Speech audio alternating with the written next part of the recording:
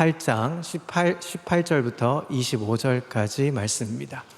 로마서 8장 18절부터 25절까지 말씀입니다. 18절부터 24절은 제가 읽고 마지막 25절은 합독하겠습니다. 생각하건대 현재의 고난은 장차 우리에게 나타날 영광과 비교할 수 없도다. 피조물이 고대하는 바는 하나님의 아들들이 나타나는 것이니 피조물이 허무한데 굴복하는 것은 자기 뜻이 아니요 오직 굴복하게 하시는 이로 말미암음이라. 그 바라는 것은 피조물도 썩어짐의 종노릇한 데서 해방되어 하나님의 자녀들의 영광의 자유에 이르는 것이니라. 피조물이 다 이제까지 함께 탄식하며 함께 고통을 겪고 있는 것을 우리가 아느니라.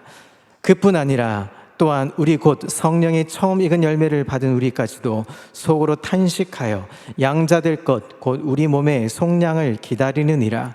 우리가 소망으로 구원을 얻었음에 보이는 소망이 아니니 보는 것을 누가 바라리요. 함께 있습니다. 만일 우리가 보지 못하는 것을 바라면 참음으로 기다릴지니라. 아멘. 할렐루야. 오늘도 은혜와 평강이 삶에 넘치시기를 그리스도의 이름으로 소망합니다. 여러분, 기다려 보신 적이 있으십니까? 누군가를 기다려보고 누군가를 생각하며 그 약속을 기다렸던 시간들, 아마 사랑하는 사람들을 기다린 적, 또 사랑하는 자녀들을 기다려본 적, 또 우리가 예배 시간을 놓치지 않고 기다리면서 사모하고 이 자리에 나온 우리의 모습들 속에 기다림이라는 단어는 우리가 일상화되어 있을지도 모르겠습니다. 우리의 삶을 생각해 보면 그러면 기다림의 연속이라고 말할 수 있습니다. 무언가를 기다림 없이 이루어지는 것은 하나도 없습니다. 기다림 속에서 삶은 진행되고, 기다림 속에서 인도되고, 기다림 속에서 성취되어 가는 것이 바로 우리의 인생이라는 것이죠. 그런데 가만히 살펴보면 그 기다림이라는 것도 연령과 환경에 따라서 다양해지는 것을 경험하게 됩니다. 결혼 정년기에 접어들면 남녀는 사랑하는 사람을 기다립니다. 이제 남녀가 결혼해서 아이를 낳는 이 엄마는 그 아이의 성장을 기다립니다.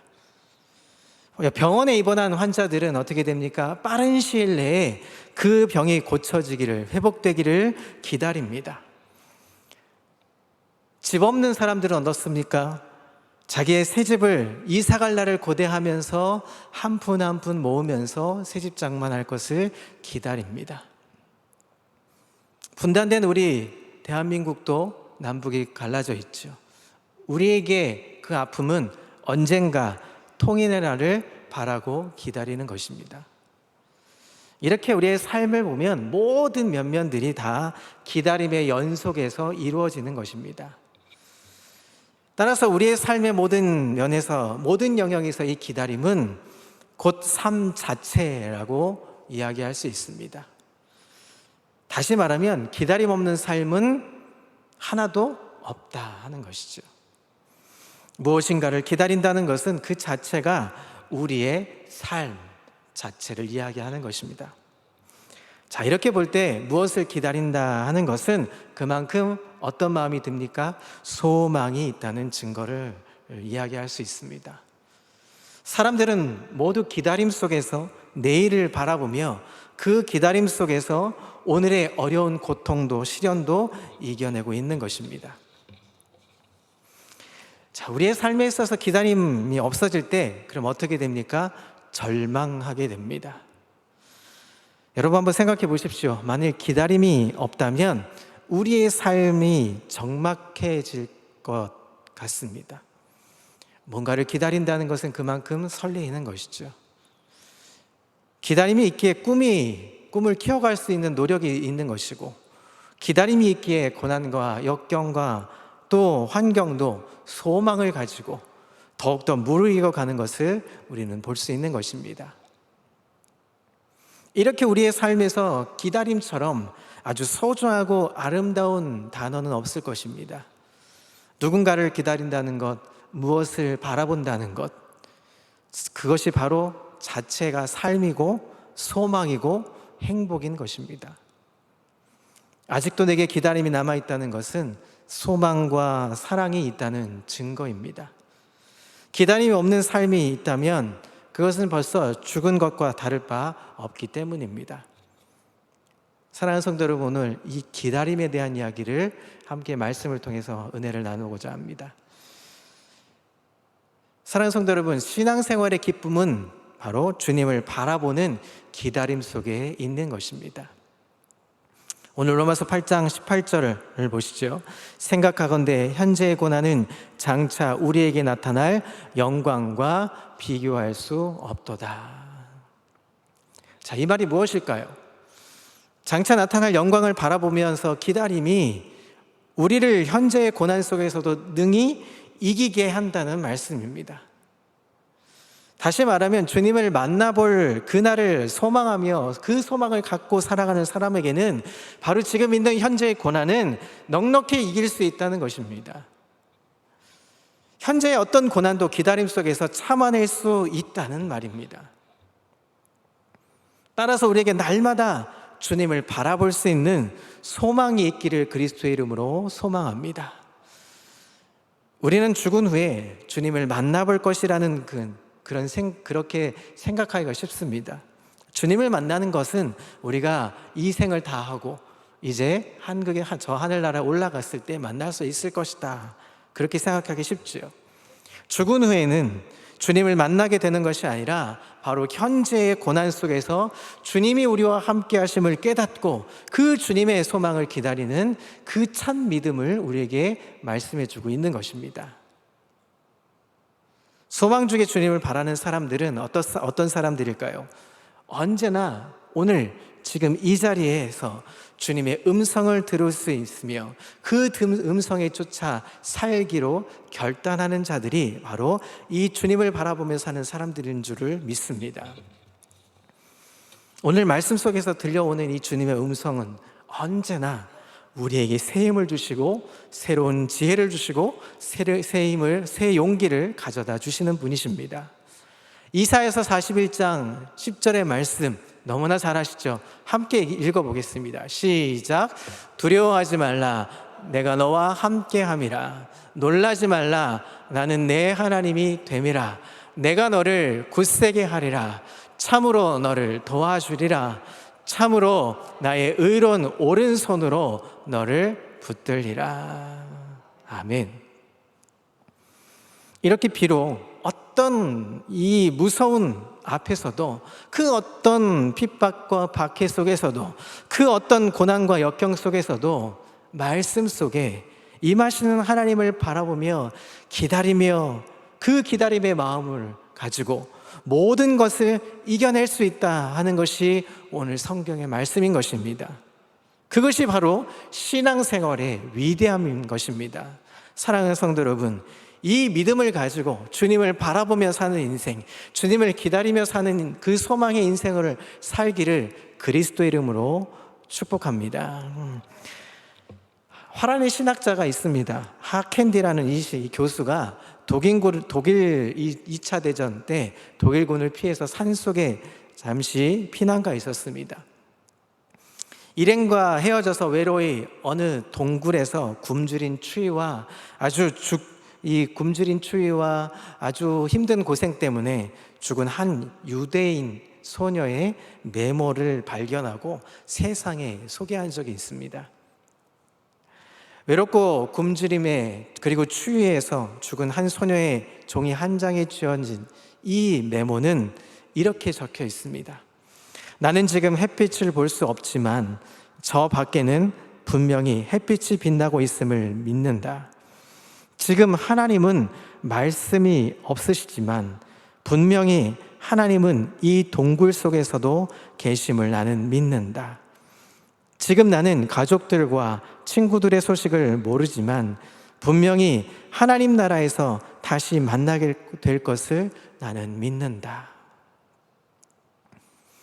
아주 나이 어린 이 소녀의 마음속에서도 이 힘들고 어려운 순간에서도 죽음에 맞닥뜨려져 있는 순간에서도 주님을 바라보고 기다림이 있기에 자신의 죽음을 정면으로 맞이할 수 있었다는 것입니다.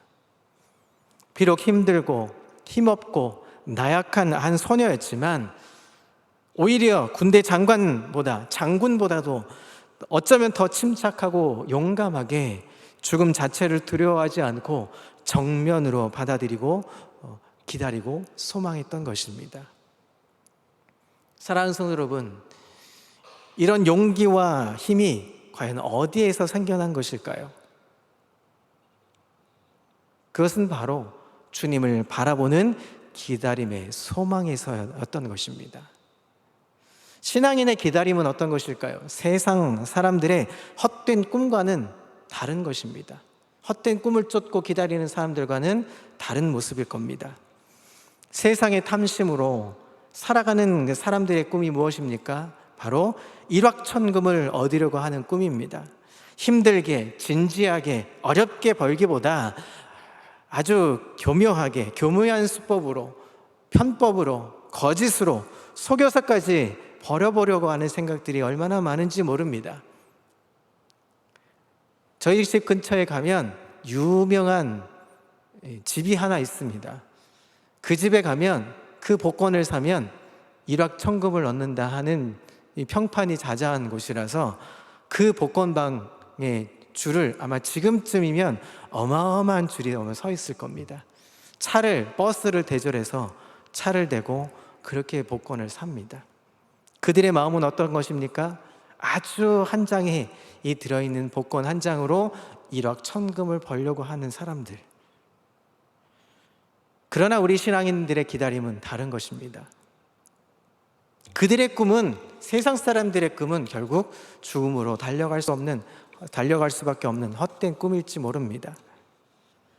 자, 그러기에 우리의 소망은 어떤 것입니까? 우리의 기다림은 어떤 것일까요? 죽은 소망이 아니라 바로 산 소망이 되는 줄 믿습니다. 장차 우리에게 나타날 영광을 바라보는 이 기다림의 소망, 산 소망을 말하는 것입니다. 그러기에 우리의 기다림은 확실하게 보장된 기다림이라는 것입니다. 헛된 꿈이나 헛된 욕망이 아니라는 것입니다. 여러분, 신구약 성경을 보면 기다림의 소망의 책이라고도 말할 수 있습니다. 구약책은 어떻습니까? 이 구약 성경은 메시아를 기다리는 소망의 말씀들로 가득 차 있습니다. 신약 성경은 어떻습니까? 그리스도의 오심을 증언하고 있고 다시 오실 주님을 기다리는 소망의 말씀들로 가득 차 있는 것입니다. 이 기다림의 소망이 믿는 자들에게 어떻게 됩니까? 힘이 되는 것이고 위로가 되는 것이고 확신이 되는 것입니다. 기다림의 소망이 있는 그 믿음의 성도들 다 되시기를 그리스도의 이름으로 소망합니다. 자, 구역의 스바냐서에 보면 스바냐 선지자가 당시에 고난 중에 이스라엘 민족들을 향하여서 이렇게 예언하고 있습니다. 그날이 오면 사람들이 예루살렘에게 말할 것이다. 시온아, 두려워하지 말라. 힘없이 팔을 늘어뜨리지 말고 있어라.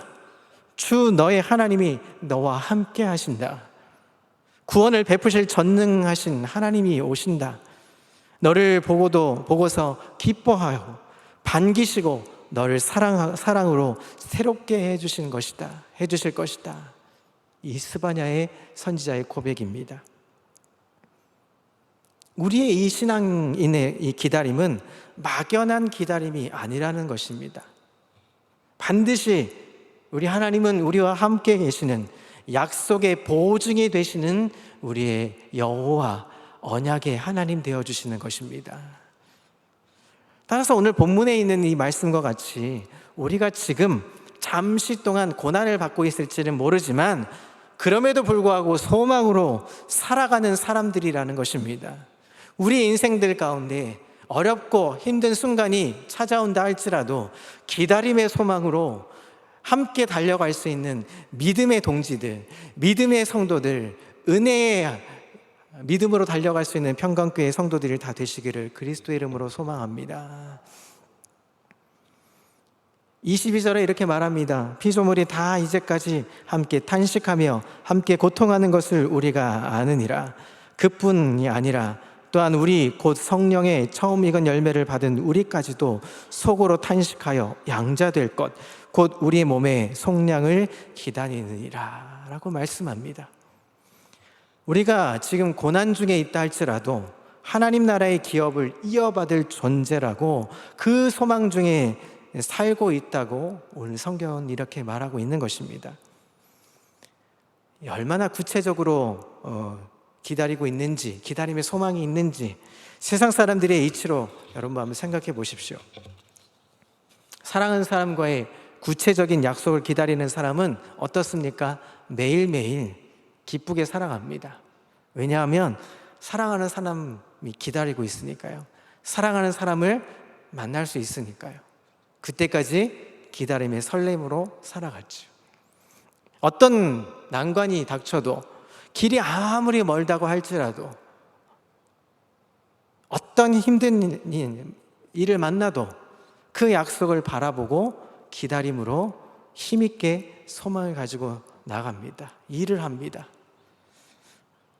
우리는 무엇보다 장차 나타날 영광스러운 그날을 바라보면서 어떻게 살아가야 할까요? 매일매일 감사하면서 살아가는 믿음의 성도들 다 되시기를 소망합니다.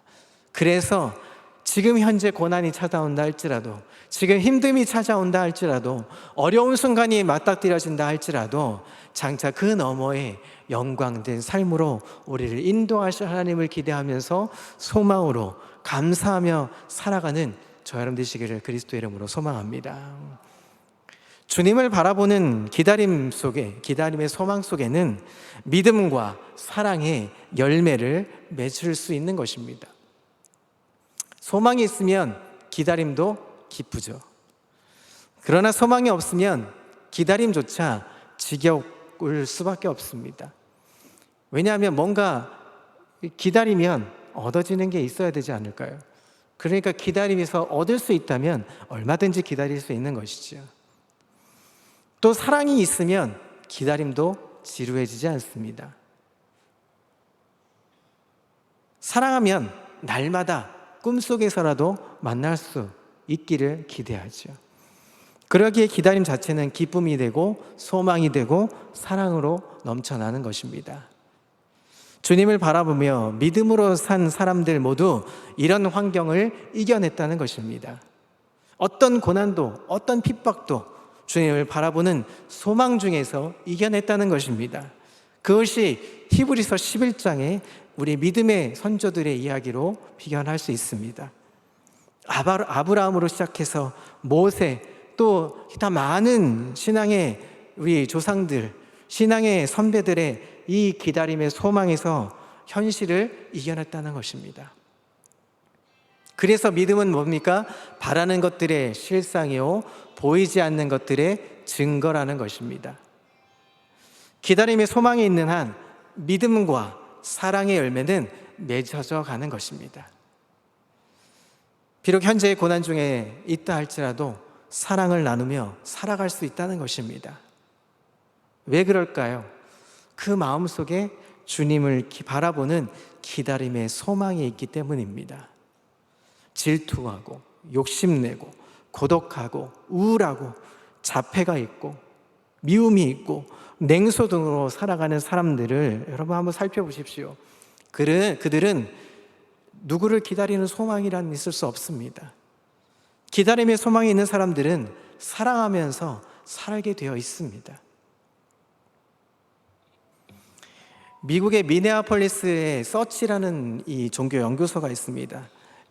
오래전에 이 서치한 글을 보면서 이런 발표를 하나 했습니다. 성숙한 신앙을 무엇으로 할 수 있느냐?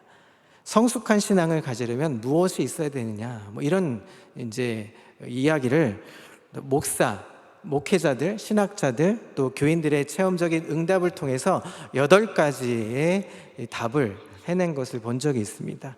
그것이 어떤 것이냐면, 첫째, 하나님의 구원하시는 은혜를 확실히 믿는 사람은 성숙한 신앙을 가질 수 있다. 두 번째, 주님이 곁에 계시기 때문에 언제나 마음이 평안하고 감사하는 사람. 세 번째, 가정, 직장, 사회에서 신앙과 생활이 밀접하게 결합되어 있는 사람.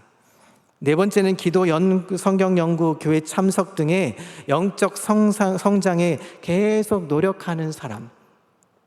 다섯 번째는 신앙 공동체 속에서 그 속에 들어가서 함께 우리 동료들, 크리스천들의 영적 성장을 위해서 함께 힘쓰고 있는 사람. 여섯 번째는 인종, 남녀, 계급을 초월해서 이웃의 복지와 행복에 대해서 책임의식을 가지고 노력하는 사람. 일곱 번째, 사회 정의를 위해 사명을 느끼고 노력하는 사람. 마지막, 여덟 번째는 사랑으로 인간을 섬기는 것을 삶의 목적으로 여기는 사람. 이런 사람들은 다 성숙한 신앙인으로 성장할 수 있다. 이렇게 이제 분석한 것을 본 적이 있습니다. 그런데 그 8가지 중에는 5가지, 적어도 3분의 2 정도는 모두가 다 이웃과의 관계 속에서 이루어지는 성장이라는 것입니다. 사랑의 실천에 관계된 내용이라는 것이죠. 자, 이렇게 볼 때 성숙한 신앙인은 어떤 사람들일까요? 주님의 사랑을 체험한 사람으로서 그 사랑을 다시 이웃에게 나누면서 살아가는 사람, 그 사람이 성숙한 신앙인이라고 말할 수 있다는 것입니다. 자, 그래서 삭개오, 여러분 삭개오를 아시죠? 삭개오는 주님을 영접한 다음에 자신의 재물을 다 절반을 사회에 다시 환원시키고, 또 내가 혹시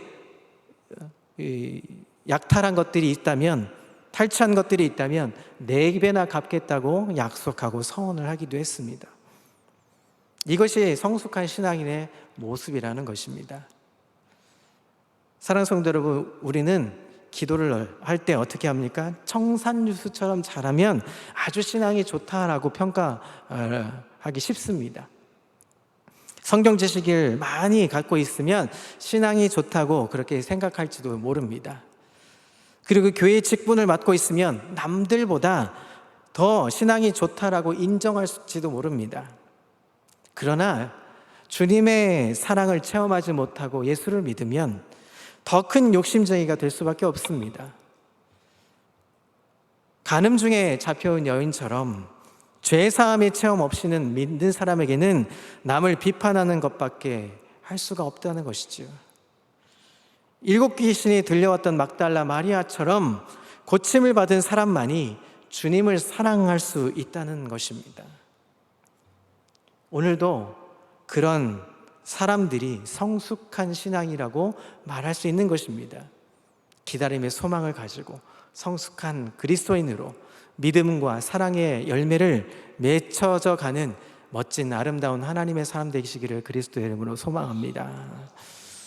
오늘 18절에 다시 한번 보면, 생각하건대 현재의 고난은 장차 우리에게 나타날 영광과 옛날 성경에 보면 좋기, 가히 비교할 수 없다라고 말합니다. 자, 그러면서 25절에 만일 우리가 보지 못하는 것을 바라면 참음으로 기다릴지리라 라고 말씀합니다. 바로 이 말씀이 우리에게 깊은 교훈을 주는 말씀입니다. 우리 신앙의 사람들이 현재 고난 중에서도 쉽게 절망하고 도망가고 포기하거나 원망할 것이 아니라는 것입니다. 어떻게 하라고 말합니까? 25절에 참음으로 기다리라고 말씀합니다.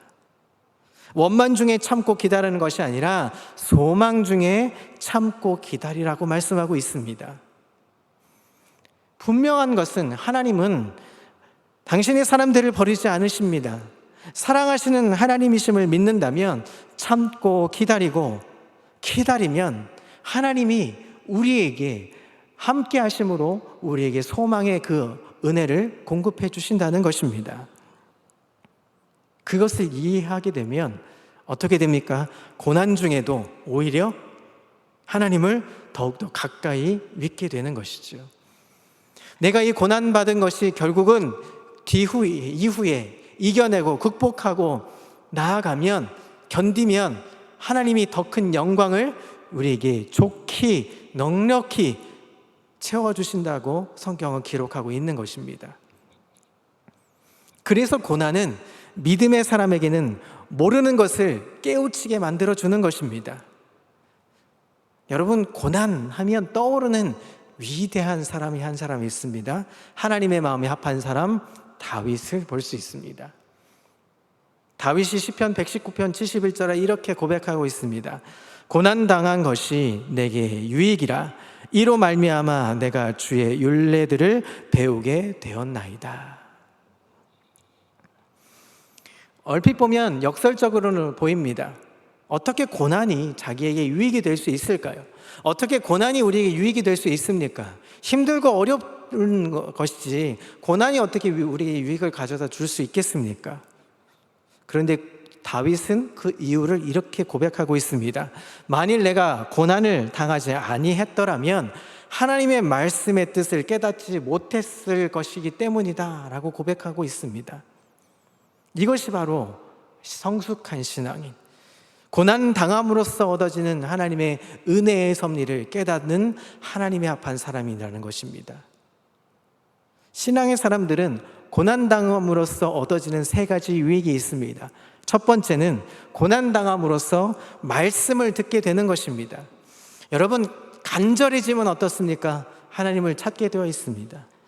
뭔가 어려워지면 어떻습니까? 잘 될 때보다 어려울 때 하나님을 더 찾게 되어 있습니다. 그래서 어떻게 합니까? 말씀 보고 기도하게 되죠. 예배의 자리에 더 찾아오게 됩니다. 기도의 자리에 더 찾게 되죠. 말씀을 듣게 되는 것입니다. 고난을 당하게 되면 말씀의 뜻을 깨닫게 되는 것입니다. 아, 이것이 옳은 말이구나. 이것이 맞는 말이구나. 그래, 나에게 이것이 참 은혜의 말이구나. 말씀이구나. 그리고 어떻게 됩니까? 그 말씀을 따라 굳게 따라가는 행함이 있는 것으로 나아갈 수밖에 없는 것입니다. 고난이 찾아오면 두 가지 종류가 있는 것이죠. 그래서 한 종류의 사람들은 원망하고 불평하게 되어 있습니다. 그러나 믿음의 사람들은 어떻습니까? 말씀에 깊이 묵상하게 되고 기도의 자리에 더 목마름에 찾아가게 되고 더 하나님 말씀을 깨닫으려고 한 걸음 한 걸음 더 뚜벅뚜벅 나아가게 된다는 것입니다. 그래서 깨달음이란 고난보다 더 중요한 것입니다. 성도들에게 깨달음은 실패보다, 질병보다 더 중요한 것입니다. 우리에게 고난이 있기 때문에 깨달음이 있게 되고 그 깨달음을 통해서 어떻게 됩니까? 참된 성숙한 신앙의 자리로 나아가게 되는 것입니다. 단순히 먹고 즐기고 노는 것은 동물이나 사람이나 마찬가지죠. 사람이 동물과 다른 점이 있다면 어떻습니까? 깨달음의 모습을 갖고 있다는 것이죠. 깨달음이 없으면 짐승과 같은 것입니다. 의인이나 죄인이나 죽는 것은 마찬가지입니다. 그러나 의인은 깨달음이 있고 죄인은 깨닫지 못하는 죄가 있는 것입니다. 깨달은 사람은 어떻게 됩니까? 이 고난을 참고 견디게 될 수 있습니다. 따라서 고난은 그래서 도리어 유익이 될 수 있다는 것입니다. 사람들 대부분 감옥에서 성경 말씀을 보게 합니다. 그렇다면 감옥이 나로 하나님의 말씀을 깨닫게 해 줄 수밖에 없다는 것이죠. 이렇게 고난은 성도들에게 어떤 것입니까? 하나님의 말씀을 깨닫게 하고 그 말씀에 행함이 있도록 만들어주는 것입니다. 사랑하는 성도 여러분, 우리에게 이 고난이 찾아왔을 때 하나님 말씀을 더 가까이 하고 더 기도의 자리에 목마름을 채워가며 그 은혜의 깨달음으로 나아가는 멋진 하나님의 사람 되시기를 소망합니다. 자, 그렇다면 어떻게 참고 기다리라는 것일까요? 어떻게 해야만 그것을 참고 인내하며 견뎌낼 수 있는 것일까요? 여기에 실제적인 갈등이 우리에겐 있습니다. 아무리 잘 믿는 성도들이라고 해도 고난 자체는 어떻습니까? 힘든 일입니다. 어려운 일입니다. 고난 없이 살 수 있기를 모두 우리는 바랍니다. 그러나 우리의 소망일 뿐 현실은 어떻습니까? 항상 위기와 고난은 찾아오게 되어 있습니다. 자, 그렇다면 이 고난을 어떻게 참고 기다릴 수 있을까요? 때때로 우리는 지칩니다. 절망 가운데 원망이 생겨날 수 있습니다. 정말 하나님이 나를 버리신 건 아니실까? 하나님은 왜 침묵하고 계시는 것일까? 라고 하나님 앞에 불평할 수도 있습니다. 그러나 오늘 성경 말씀 25절은 뭐라고 말합니까? 보이는 것으로 하지 말고 보이지 않는 것으로 참아 기다리라고 말씀합니다. 무엇이요? 보이는 것으로 하지 말고 보이지 않는 것으로 참고 기다리라. 왜 그렇게 하라고 하실까요? 왜냐하면 보이는 것은 잠깐이기 때문입니다. 보이지 않는 것은 영원하기 때문입니다. 다시 말하면 보이는 이 현실의 고통은 아주 잠깐일 수 있습니다. 그러나 보이지 않는 이 믿음의 세계는 영원하기 때문이라는 것입니다. 그래서 믿음으로 참아내라는 것입니다. 이것이 오늘 우리에게 주시는 참고 견디는 기다림의 소망이라는 말씀인 것입니다. 그러나 우리들이 이걸 어디 그렇게 할 수 있겠습니까? 쉽게 할 수 있는 것이 아니죠. 보이는 세계의 것은 현실적이고 보이지 않는 것은 영원한 것, 장래의 일이기 때문에 쉽게 되는 것은 아닐지 모릅니다. 당장 보이는 세계의 것이 더 급하게 느끼고 그리고 참을 수 없기 때문이죠. 그 좋은 예가 어떤 것일까요?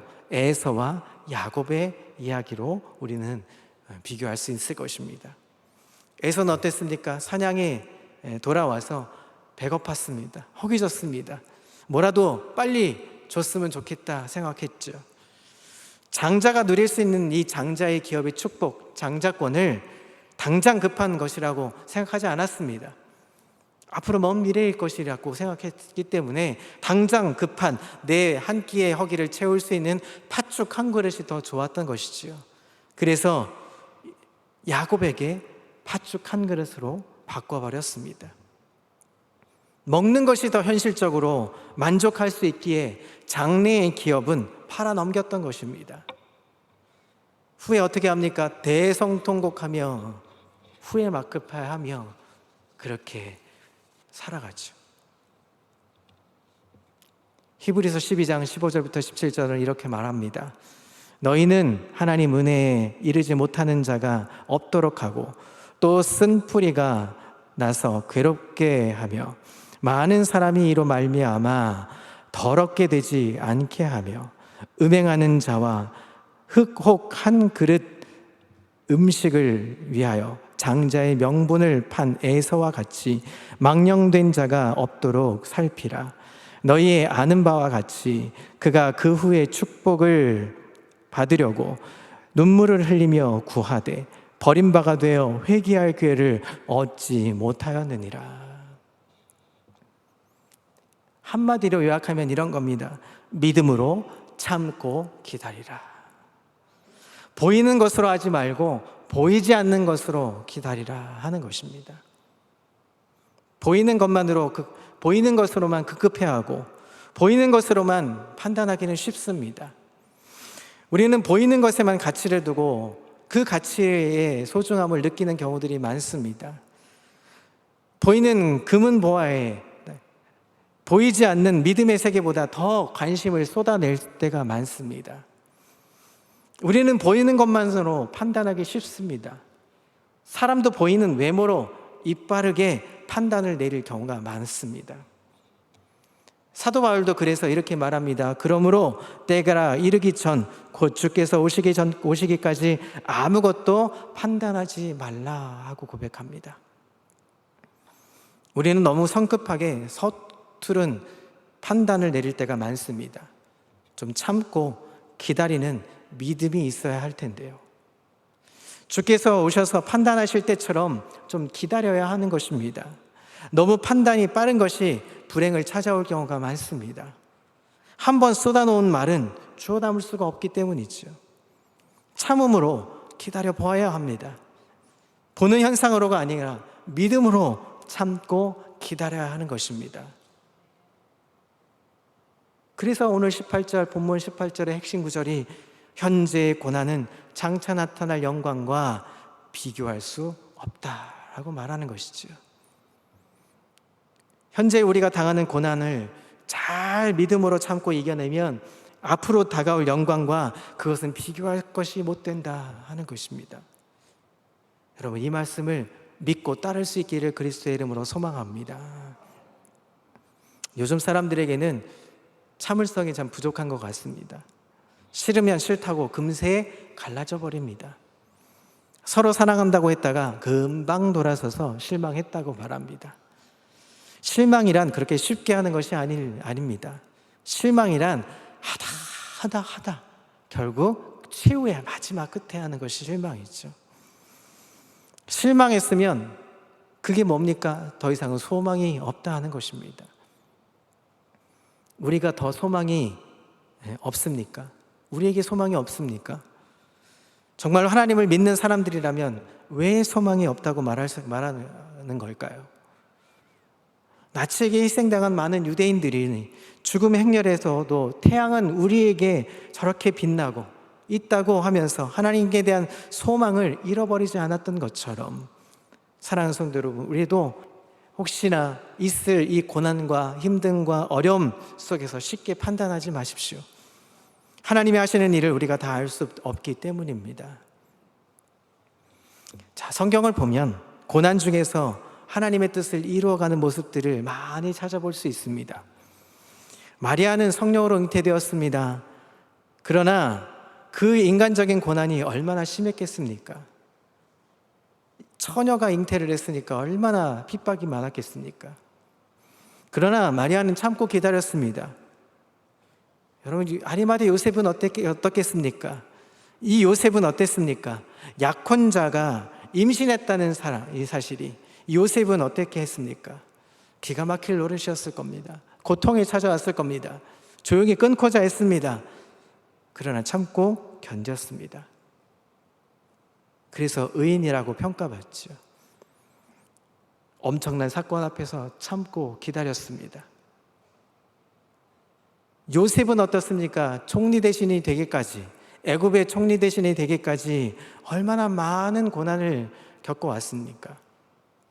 후에는 본인이 자신도 그것을 알지 못했던 자신이 결국 애굽의 총리가 되어서 형제들을 다시 초대했을 때 그제서야 내가 먼저 이 땅에 보내신 것을 내가 알았다라고 고백하죠.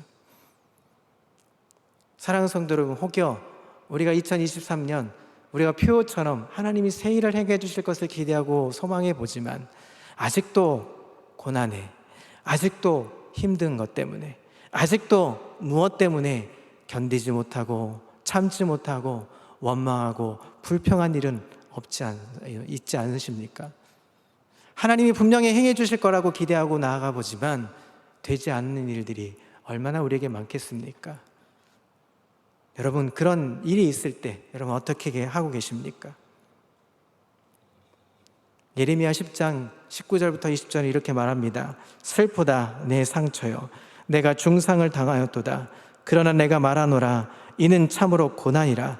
내가 참아야 하리로다. 내 장막이 무너지고 나의 모든 줄이 끊어졌으며 내 자녀가 나를 떠나가고 있지 아니하니 내 장막을 세울 자와 내 휘장을 칠 자가 다시 없도다 라고 이렇게 눈물을 흘리며 한탄하고 있습니다. 이는 참으로 나의 고난이라. 내가 참아야 하리라. 예레미야의 고백입니다. 사랑하는 성도 여러분, 고난은 원망으로 해결되지 않습니다. 고난은 피한다고 해결되지 않는 것입니다. 고난은 도망친다고 해결할 수가 없습니다. 성내고 분을 낸다고 해서 고난이 해결되지 않습니다. 고난은 우리에게 깨달아야 하는 것입니다. 고난을 통해서 뛰어넘었고 참고 견디고 기다림으로 믿고 나아갔을 때 하나님은 영광으로 우리를 인도해 주실 것입니다. 새 일을 행해 주실 하나님을 기대하십니까? 아직도 뭔가 이루어지지 않은 것 때문에 원망하고 불평하십니까? 그렇다면 고난을 은혜로, 기다림으로, 소망으로 견뎌보십시오. 참고 기다려보십시오. 그러면 분명히 우리에게 놀라운 일을 행해 주실 것입니다. 그것이 좋기 가히 비교할 수 없는 영광으로 우리와 함께 하실 것입니다. 그 믿음을 가질 수 있는 기다림의 소망이 있는 우리 평강교회 성도들 다 되시기를 그리스도의 이름으로 소망합니다.